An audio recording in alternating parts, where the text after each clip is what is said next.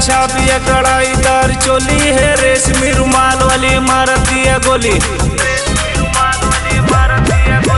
लहंगादार छापिया कढ़ाईदार चोली है, रेशमी रुमाल वाली मारती है गोली।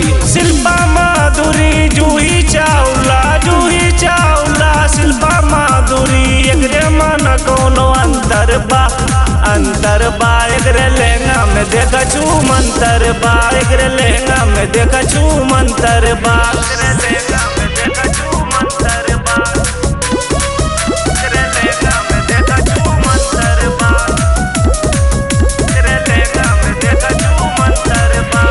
मटक मटक के ऐसे चले लू रैया में हमका बलावा त्यों बलावा। हमरा बदनिए छूक रानी अपने का अर्थिंग लगावा क्यों, अर्थिंग लागे तुह देखा खूब मजा मिली।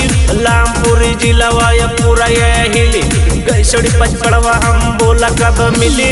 लिख दी अब तारे नाम पूरा ये है दिल्ली। लहंगादार छापिए कढ़ाईदार चोली है, रेशमी रुमाल वाली मारती है गोली। शिल्पा माधुरी जूही चावला, जूही चावला शिल्पा माधुरी। एकरे मन कोनो अंतर बा, अंतर बा एकरे लहंगा में देखा छू मंतर बा, एकरे लहंगा में देखा छू मंतर बा, एकरे लहंगा में देखा छू मंतर बा, एकरे लहंगा में देखा छू मंतर बा, एकरे लहंगा में देखा छू मंतर बा। घुमैलू सूता बेलासा या गोरी जमोरिया में देखा आई है,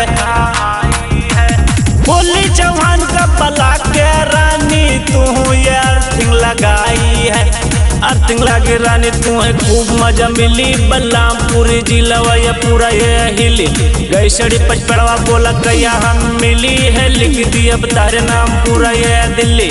लहंगादार छापिए कढ़ाईदार चोली है, रेशमी रुमाल वाली मारती है गोली।